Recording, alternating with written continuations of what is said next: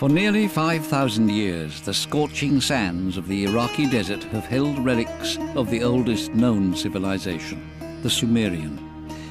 Our world owes the Sumerians everything. They invented writing and the wheel. They divided time into minutes and seconds. They tamed nature and built gigantic cities. They loved culture and the arts. Their caravans crossed the desert, opening up the first trade routes. Their stories inspired our founding myths, and their memory lives on in the Old Testament. They wrote the history of the birth pangs of mankind. Yet 4,000 years ago, this brilliant civilization died out. For a long time, its very existence remained a mystery. But today, the desert sands are at last yielding some of the secrets of this fascinating civilization.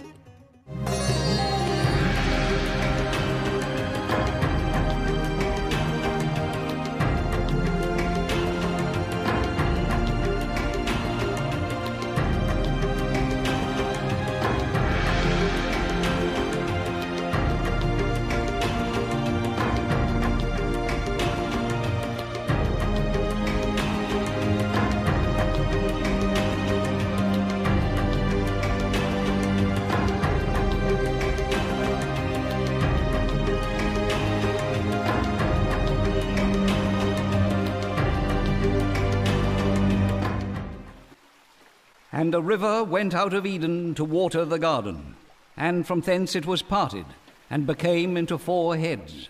The name of the first is Pison, and the name of the second river is Gihon, and the name of the third river is Tigris. That is it which goeth toward the east of Assyria. And the 4th river is Euphrates. And the Lord God took the man and put him into the garden of Eden, to dress it and to keep it. In southern Iraq, a crushing silence hangs over the dunes. The temperature is around the 50-degree mark. The climate has not changed for thousands of years. Yet men and women once lived here. Sandwiched between the Mediterranean and the Persian Gulf is the region that the Greek historian Polybius called Mesopotamia, the country between 2 rivers. It was irrigated by the Euphrates and the Tigris. In the mid-19th century, all we knew of ancient Mesopotamia was what we read in the Bible. French and British archaeologists competed to discover more, and their finds were amazing. They uncovered an unsuspected, buried past. Mesopotamia had once been the cradle of a civilization.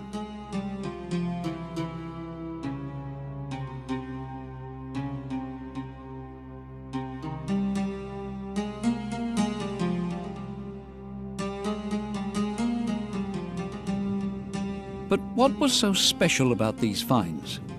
And why did a civilization develop in that part of the world at all? Ce qui est exceptionnel dans la découverte de la civilisation syro-mésopotamienne, qui ne se fait que depuis 1 siècle et demi, il faut bien en prendre conscience, ce qui était exceptionnel, c'est qu'on s'est aperçu progressivement qu'il s'agissait d'un monde extrêmement diversifié, extrêmement développé et qui, au fond, avait expérimenté déjà beaucoup de modes de vie, beaucoup d'expériences sociales dans un univers que nous ne connaissions pas. Nous avions l'impression que tout commençait avec la civilisation grecque et on s'est aperçu qu'il y avait eu quelque chose avant, et que cet avant avait eu une influence sur le devenir de la civilisation à l'époque classique. L'histoire de la civilisation syro-mésopotamienne correspond au domaine géographique syro-mésopotamien, c'est-à-dire le domaine qui est drainé par les 2 fleuves, le Tigre et l'Euphrate. Mais il y a autre chose, ce n'est pas simplement l'eau pour la vie, l'eau pour la culture, l'eau pour les hommes, c'est aussi l'eau pour le transport. Et ce sont des domaines où les axes des fleuves sont devenus des axes de transport. Et dans un pays comme la Mésopotamie, où il y a des productions agricoles, mais où il y a des lacunes fondamentales, on manque de bois, on manque de pierre, on manque de minerais métalliques lorsqu'il y aura besoin en bronze, en cuivre, eh bien, dans un pays comme celui-là, le fleuve va devenir l'axe de transport privilégié entre deux domaines d'économie différents et complémentaires. Our journey begins in the mountains of Armenia, where the Tigris and the Euphrates both rise. Fed by melting snow from the high plateaus, the rivers tumble down the mountain slopes, tearing away tons of silt as they go. They run parallel for over 2,000 kilometers, then merge to form the Shatt al-Arab waterway.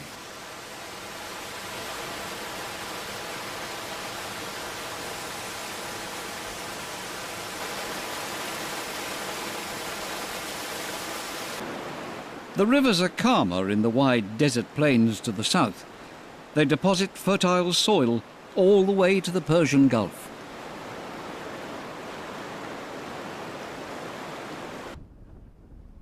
But the Tigris and the Euphrates could also be a terrible enemy. The spring floods would sweep away everything in their path.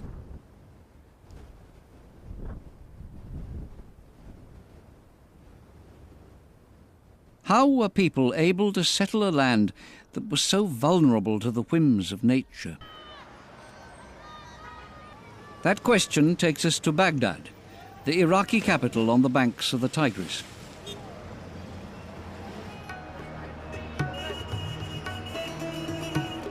In the narrow streets of the old city, the visitor is steeped in the scents of the Orient. Dense crowds and a cheerful tumult are all around. In the colourful bazaars, Iraqis display their ancient talent for commerce. The heritage of the Summerian civilization is everywhere.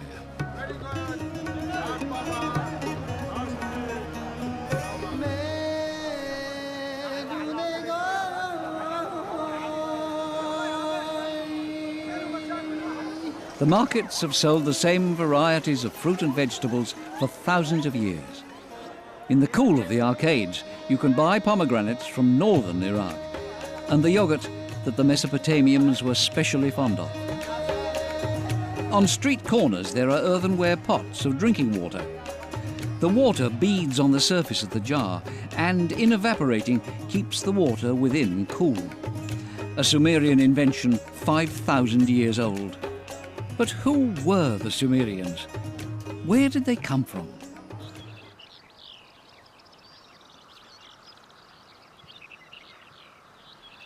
On the fertile plateaus of Anatolia, several thousand kilometers from Mesopotamia, archaeologists have solved one part of the Sumerian puzzle. They discovered what made it possible for the population to expand and found a civilization. It was einkorn wheat, which grows wild throughout eastern Turkey.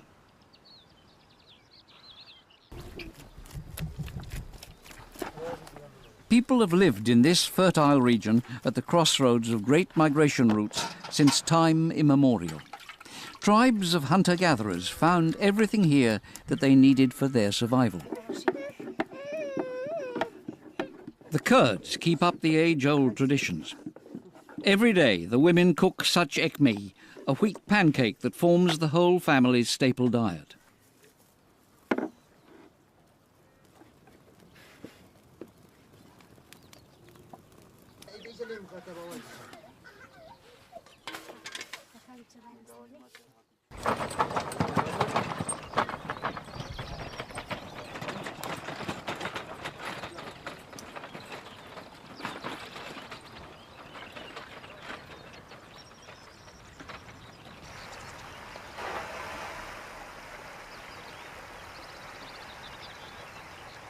In 1958, archaeologists discovered the 9,000-year-old ruins of the village of Chayernu. 3,500 years before Sumer, people settled on this fertile land. They didn't yet make ceramics, but they were builders. Their houses had mud brick walls on dry stone foundations.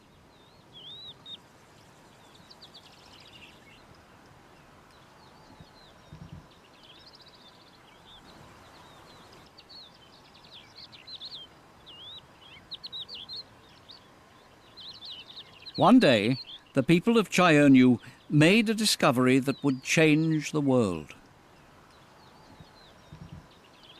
Lorsque se crée vers 15 000 avant Jésus-Christ, dans ces régions des collines, dans ces régions de l'Euphrate à son entrée en Syrie, lorsque se crée cette situation très particulière qui fait que les collines de ces régions se couvrent de cette graminée sauvage qui va permettre aux hommes de se sédentariser, c'est évidemment un élément extrêmement nouveau. Quand ils ont découvert que cette graminée produisait une graine qui pouvait être utilisée, qui avait surtout l'énorme avantage de se conserver, la conservation du produit alimentaire a joué un rôle essentiel parce que ça voulait dire que, au lieu d'être obligé de retrouver de la nourriture 3 jours après avoir abattu une bête, eh bien on pouvait se dire qu'on en avait pour plusieurs semaines ou plusieurs mois de réserve devant soi. Eh bien, à partir de ce moment-là, les conditions changent. Et l'homme, quand il se rend compte qu'il a ce produit, il va rester à côté de ce produit. Bien entendu, ce produit ne se récolte qu'à un moment très précis de l'année. Mais on ne peut pas le transporter. Une fois qu'on l'a récolté, il faut le garder c'est un stock. Il faut le protéger, ce stock. Il faut empêcher les autres de venir le prendre. Donc, la sédentarisation se fait à un moment donné dans cette région-là pour une raison très, très, très précise, c'est-à-dire la conservation d'un stock alimentaire que l'on peut récolter à un certain moment. Et là, bien entendu, l'esprit humain va jouer un rôle fondamental. On peut parler de découverte accidentelle. Je crois que l'esprit humain, il joue constamment sur des observations, sur des découvertes exceptionnelles, une fois, 2 fois, répétées, sur une recherche d'explication de ce phénomène, jusqu'au moment où il est capable, par lui-même, d'aller au-delà et de réaliser quelque chose de nouveau. Et c'est comme ça qu'est née l'agriculture. As they set about mastering their environment, these first farmers were full of invention. They developed their tools, they bettered their daily lives, and they left behind a legacy of immense importance: writing.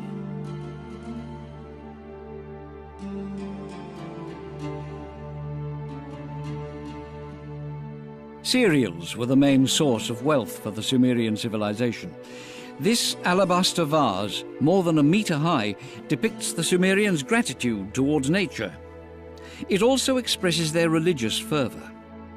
The vegetable and animal worlds are represented as ears of wheat and herds of sheep. A procession of men bearing offerings approaches the sanctuary of Inanna, the goddess of heaven and earth. The pilgrims are welcomed by the high priest in his robes.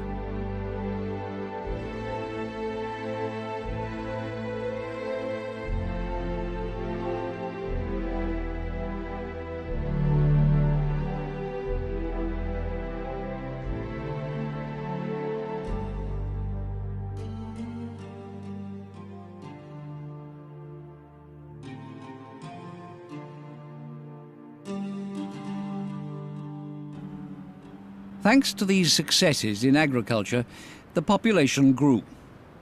The first groups began to colonize land along the rivers all the way to the great plain of Mesopotamia.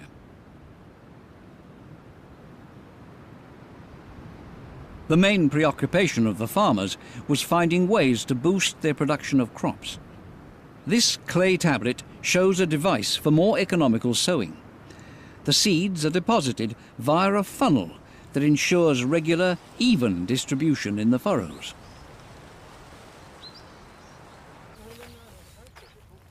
The Sumerian secret lay in taming their unpredictable sources of water.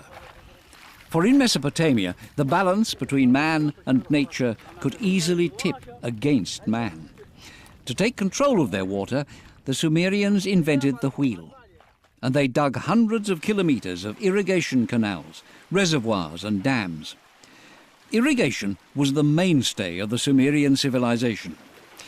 By subduing the turbulent waters of the Tigris and the Euphrates, they turned the power of nature to their own use.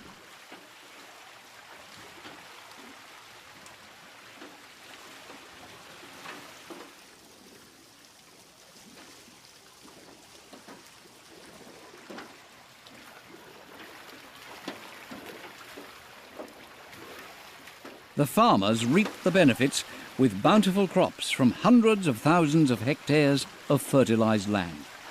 In some areas, wheat, millet and barley were harvested twice a year.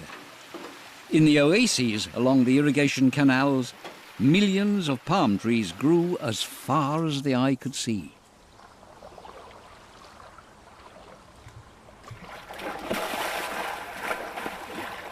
It's the same when the Tigris and the Euphrates merge to form a single body of water, the Shatt al-Arab waterway.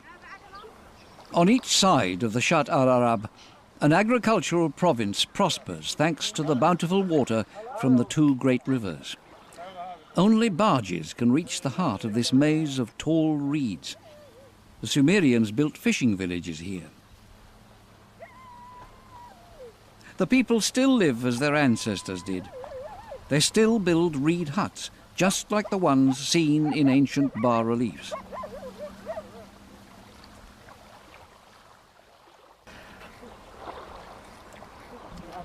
The huts stand on a foundation of layers of soil, interlaced with braided reeds. The floor, roof and walls are made of interwoven stalks. The supporting columns and beams, very strong, are made of tightly packed reed bundles.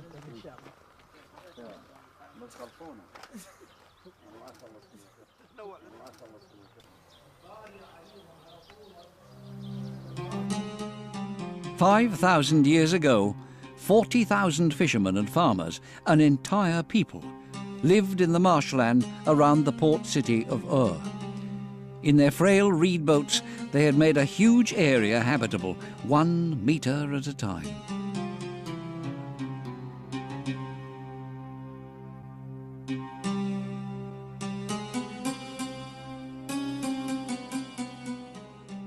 And they said one to another, 'Let us make brick and burn them thoroughly.'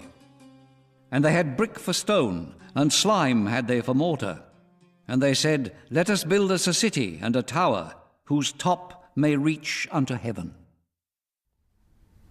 The first archaeologists to see the ruins of Ur must have been speechless.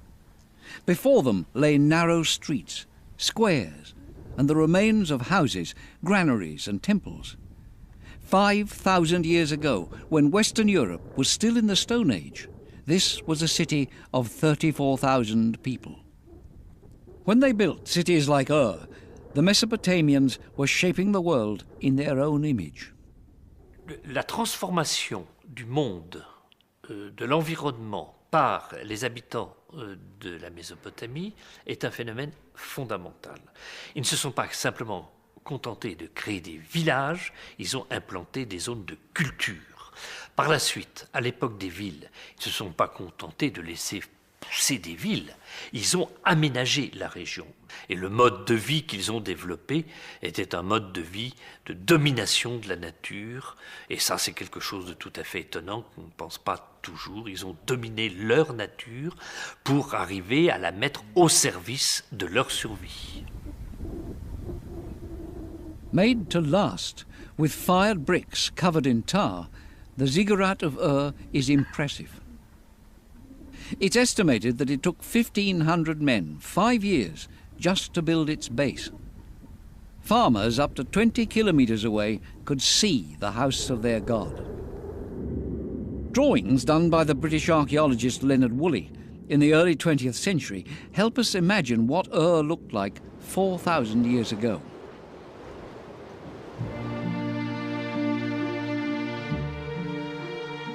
This immense city was surrounded by 4,000 hectares of cereal fields.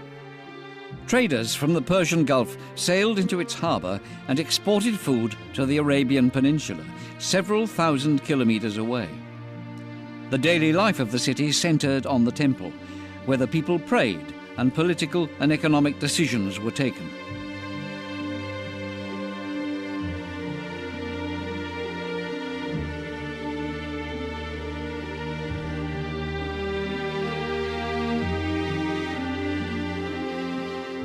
Behind an 8-metre-high city wall, the houses were haphazardly piled up. The streets were narrow, winding and unsewered. Garbage was burnt outside the house when it wasn't simply left on the road. 3-story buildings jostled with single-story ones, and none of the houses was aligned with its neighbours. Their facades had no openings, just low doors and a few air vents, in order to keep the interior cool and to keep the dust clouds out.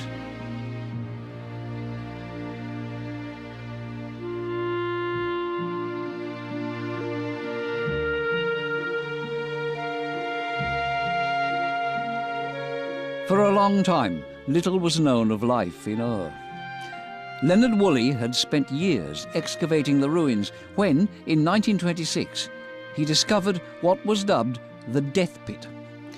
It was the tomb of Queen Puabi and of more than 20 servants and soldiers who were sacrificed and buried with her in order to serve her in the afterlife. Among the skeletons covered in gold and silver, Woolley found this, the so-called Standard of Ur. Its mother-of-pearl figures show Sumerian fishermen, slaves and soldiers walking for eternity against a sky of lapis lazuli.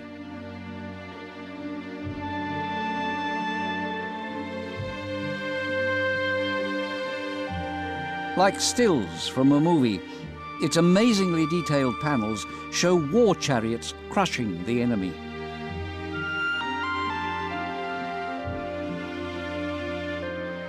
Or the frozen smile of a scribe having a drink with friends.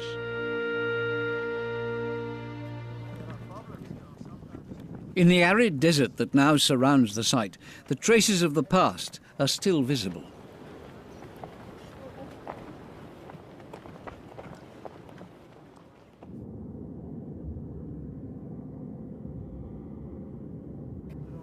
When they found the ruins of Sumerian dams on this barren land, several kilometers from the rivers, 19th century archaeologists faced an enigma.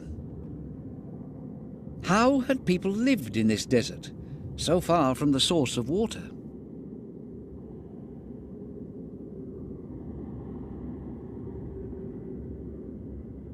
The desert city of Nippur, 250 kilometers south of Baghdad. The ruins of a temple rise above the dunes. It was during excavations of this site that archaeologists found the key to the enigma.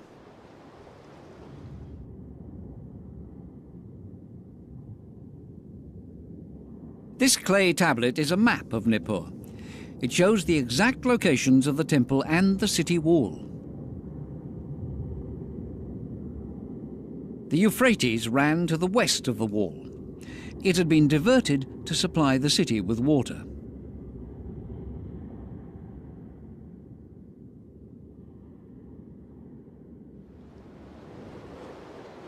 The cities had therefore been built beside the water.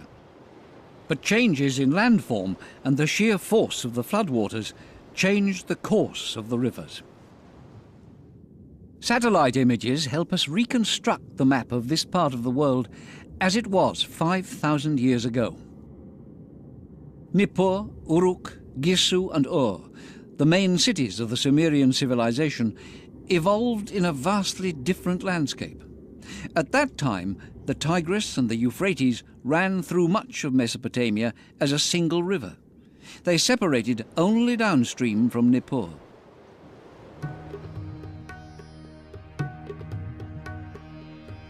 Sunrise over ancient Ur. It is midsummer, and the day will be scorchingly hot. Slowly, the city comes to life. People slept on their rooftops, which were much cooler at night than the small rooms of their houses. Ancient texts listing real estate sales show that the house's floor space was less than 70 square meters.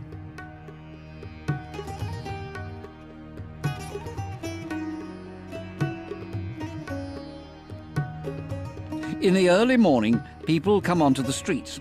Merchants try to entice the passers-by. They try to do business while the day is still cool.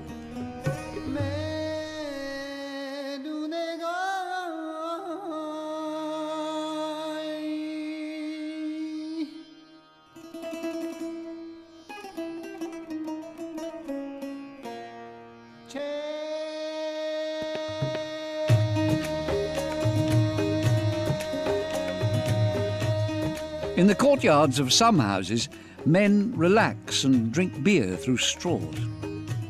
Several ancient texts refer to the Sumerian temperament. The Sumerians' exposure to the hazards of nature made them conscious of the brevity and fragility of life.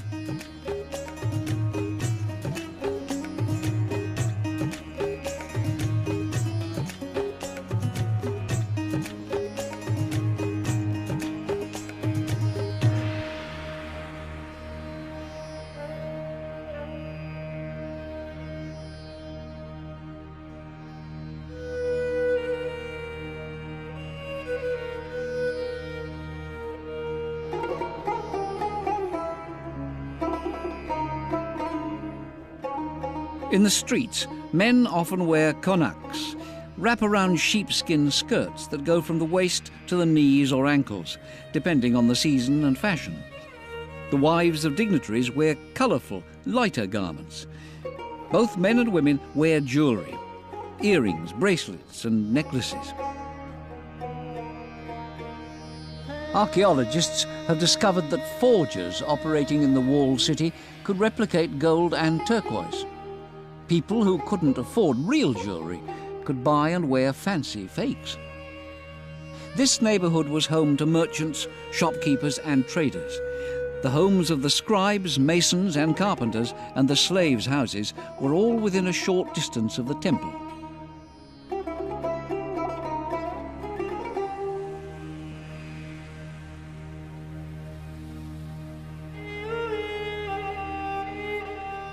The treasures discovered in Ur are enormously important for archaeologists. They reveal Sumerian customs, and they demonstrate the quality of the craftsman's work. Sumerian goldsmiths had mastered the techniques of chiselling and soldering gold. The bull's head on this harp has eyes of lapis lazuli turned towards eternity. The harp itself is decorated with shells and precious stones.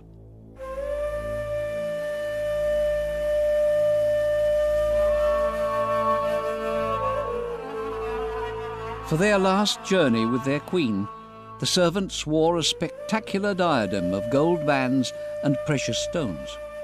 A braiding of beech leaves covered the brow, and above the head rose 3 golden flowers.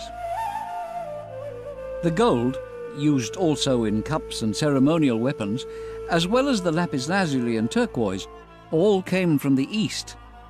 The mother of pearl and the shells came from Bahrain.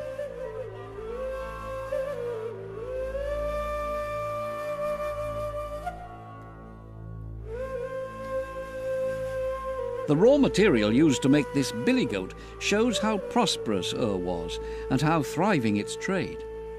Archaeologists have traced the origins of some of its materials. To get the lapis lazuli, the Sumerians sent their caravans 3,000 kilometers to the Badakhshan mountains, in what is now northern Pakistan.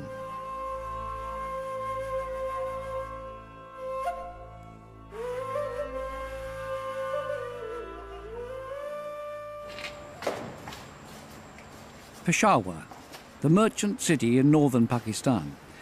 This rough lapis lazuli has been shipped from Afghanistan. Splashing water on the stones brings out the intense blue that fascinated the Sumerians. Archaeologists have established that the lapis lazuli trade began with the Sumerian civilization, 3,500 years before Christ. 3,000 years before the Silk Road, the Sumerians had opened up the trade routes that crisscrossed the east.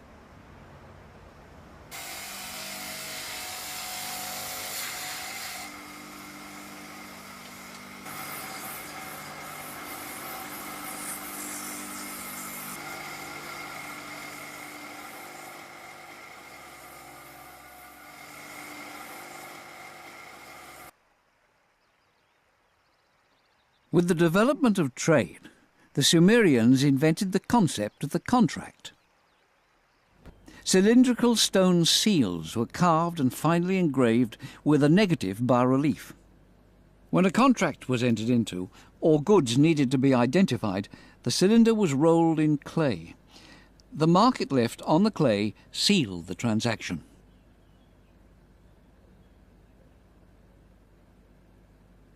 That was also how the Sumerians, who held contracts in great esteem, began to make laws.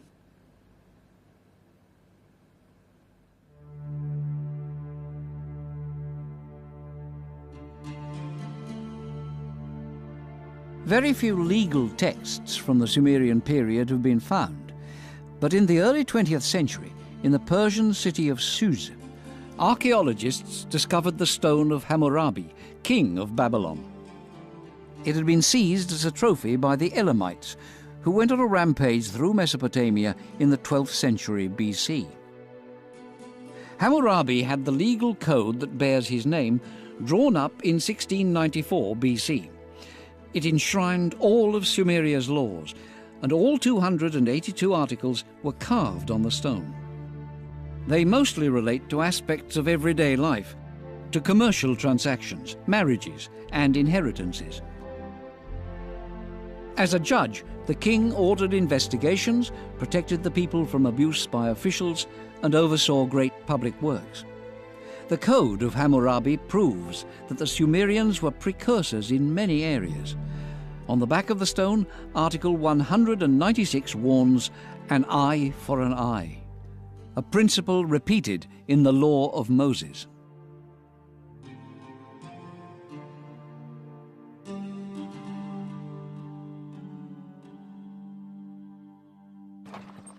To build their Garden of Eden, the Sumerians roamed the world in search of commodities they lacked.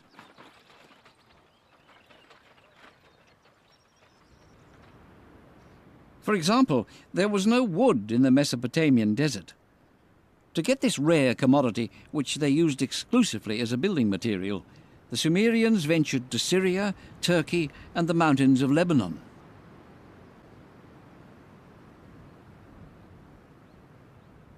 Today, cedar forests are few and far between. After the Sumerians, all the ancient civilizations used cedar, and gradually they cut down almost all the cedar trees.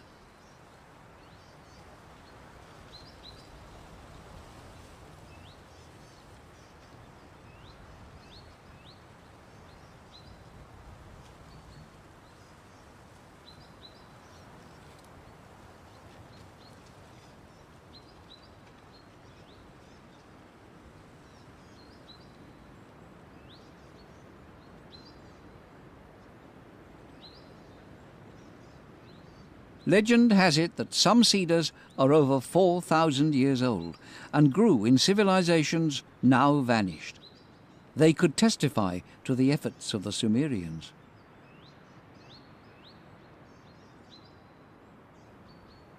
Bas-reliefs found in temples show Sumerian loggers felling 100-year-old cedars and loading them onto their ships before sailing down the Euphrates. These expeditions lasted several months and show the enormous achievement of a people living in a hostile environment.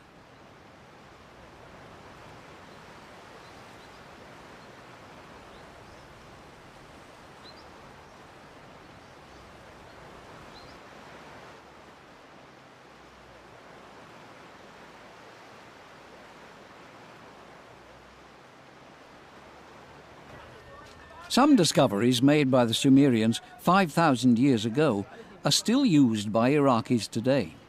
Tar, for instance, is used for waterproofing boat hulls and sealing the roofs of houses.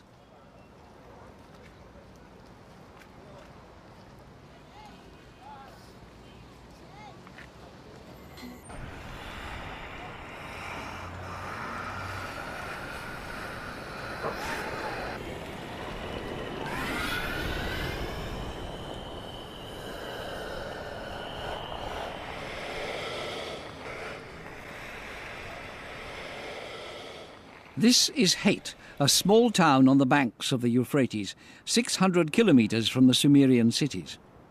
Tar and sulfur erupt from the earth here. Tar floats, and archaeologists believe the Sumerians could have collected tar from the riverbanks as it floated down the Euphrates.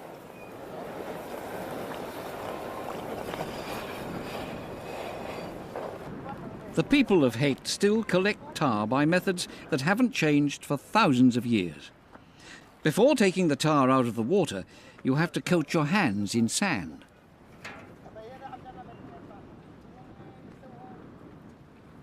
The Sumerians, too, used tar for waterproofing boats, but they mainly used it for sealing bricks and for waterproofing the foundations of public buildings. This precaution reflected a major event in their lives: floods. George Smith, a 19th century Londoner who studied Sumerian tablets in the British Museum, deciphered some legends about devastating floods.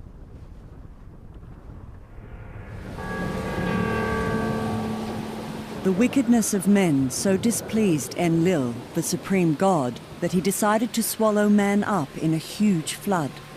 Enki, protector of men, pleaded with him, but in vain. So Enki decided to preserve a remnant. He asked Zusudra to build an ark and to take animals in pairs on board with him. After 6 days and nights of storm, the world was submerged.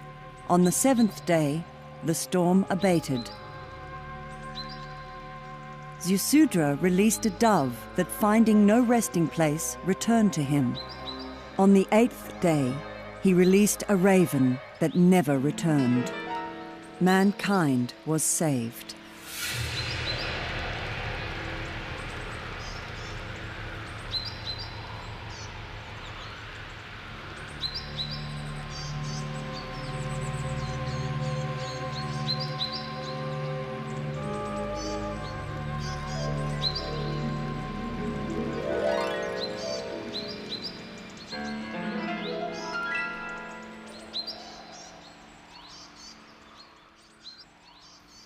Nous n'avons retrouvé les mythes mésopotamiens que depuis un peu plus d'un siècle dans les textes qui ont été trouvés, en particulier dans la bibliothèque de Ninive, en particulier le déluge. Mais en réalité, toute la civilisation occidentale, tout le christianisme occidental est imbibé du texte biblique. Et dans le texte biblique, il y a des mythes qui viennent directement du monde mésopotamien.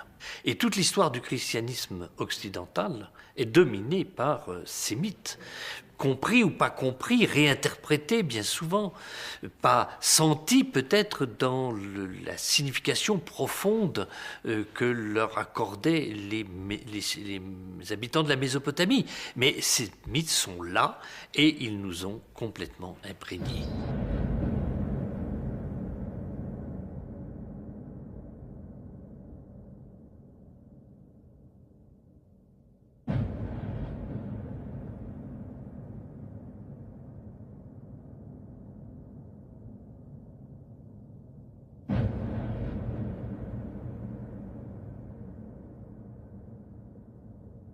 The gods instilled fear and respect. They symbolized the Sumerians' mistrust of nature. Each divinity in their pantheon played a role. Each one ruled over a city.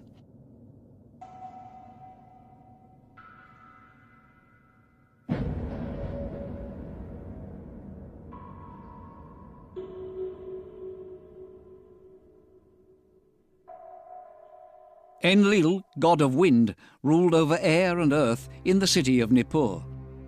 Enki, god of water and the world, was worshipped in Eridu. Udu, god of justice and truth, was worshipped in Lhasa.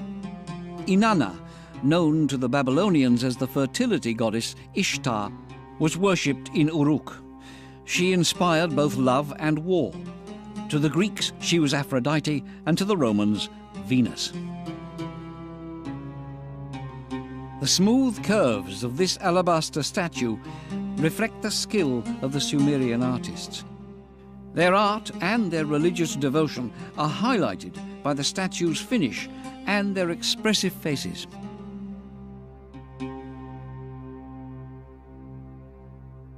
Le sentiment religieux des Mésopotamiens, c'est quelque chose qui est bien difficile à saisir. Nous trouvons dans les fouilles des temples. Nous avons, par les textes, des mythes. Nous avons des rituels, c'est-à-dire ce qu'il faut accomplir lors de telle ou telle cérémonie. Mais le sentiment profond est très mal connu et très mal exprimé.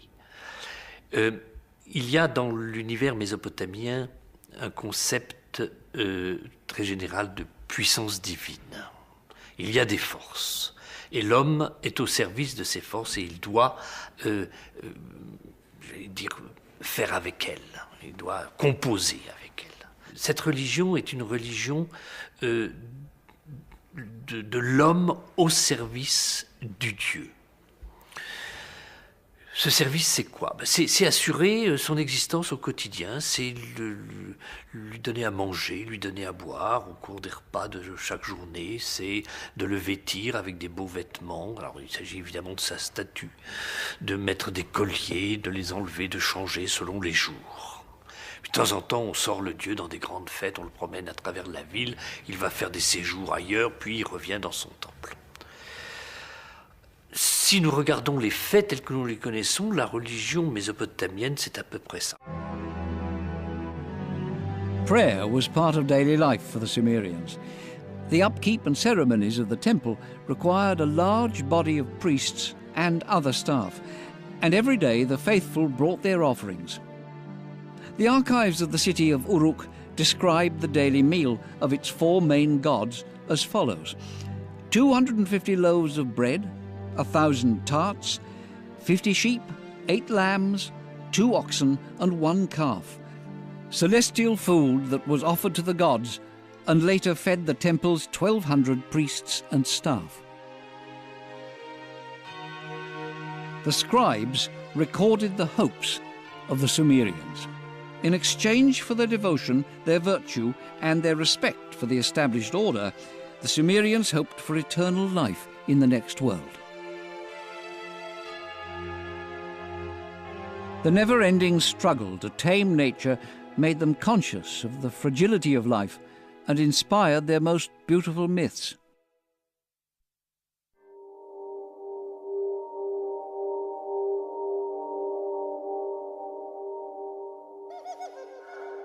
Gilgamesh, the fifth king of Uruk in the 3rd millennium BC, was a historical figure.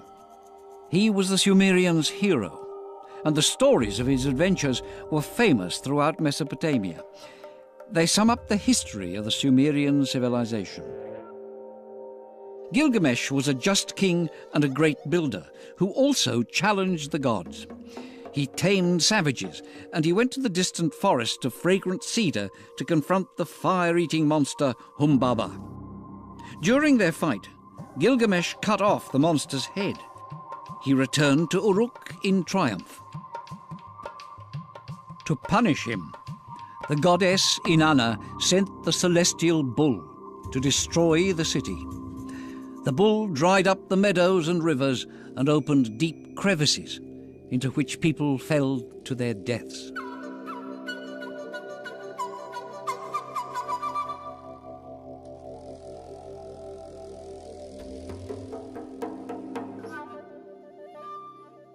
So the Lord scattered them abroad from thence upon the face of all the earth, and they left off building the city.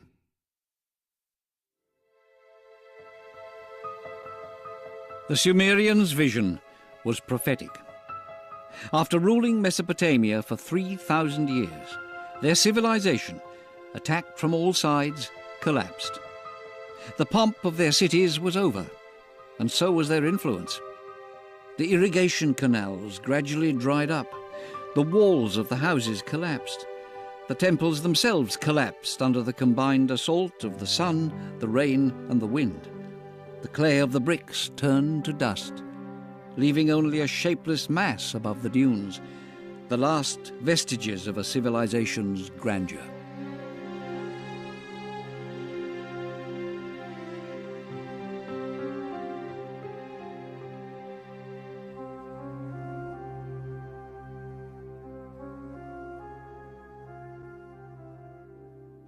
How can we explain the complete disappearance of such a brilliant civilization, or the decadence of a people who left behind only ruins and the remains of looted temples? Est-ce qu'on peut parler d'un déclin? Dans une certaine mesure, oui, mais peut-être plutôt d'une sclérose. Toutes ces grandes découvertes réalisées par les gens du 4e millénaire, toute la pensée qui se concrétise par des manifestations religieuses, ou disons dans le cadre du religieux, toutes ces choses-là évoluent. Et vu à longue échelle, on s'aperçoit qu'il y a de moins en moins de liberté possible dans l'expression d'un certain nombre de choses. Par exemple, l'art mésopotamien est infiniment plus divers, plus florissant au 3e millénaire qu'au 1er millénaire. Qu'est-ce qui se passe vers 1200 ? Vers 1200, c'est la découverte du fer. Le fer est un atout, le fer est quelque chose de plus efficace que le cuivre, et par certains côtés plus facile à travailler, même s'il faut une température plus forte, a des applications encore plus nombreuses. Donc c'est une amélioration. Mais l'environnement de la Mésopotamie n'est pas riche en fer. Et le problème des sources va se poser parce qu'il faut aller beaucoup plus loin. Et par conséquent, les régions qui ont du minerai de fer vont jouer un rôle beaucoup plus fort que la Mésopotamie. For almost a century, in the tablets archived in the temples, scribes patiently recorded the decline of crop yields. From 2350 BC, wheat production fell by 40%. Only barley production remained stable. How could a people who had developed such advanced techniques be powerless to keep their resources from dwindling? For decades, archaeologists pored over texts for an answer, but the answer lay in the field.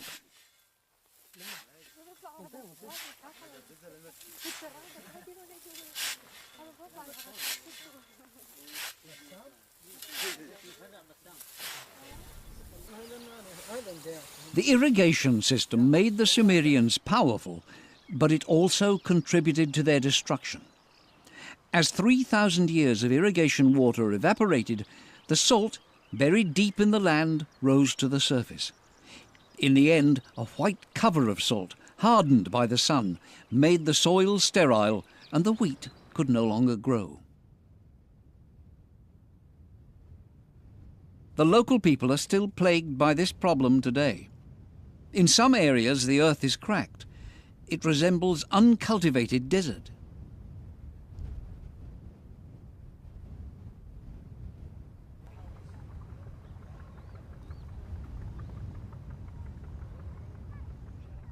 This is what the great fields around the cities looked like. Faced with climate change and desertification, Sumerian farmers could find no solution.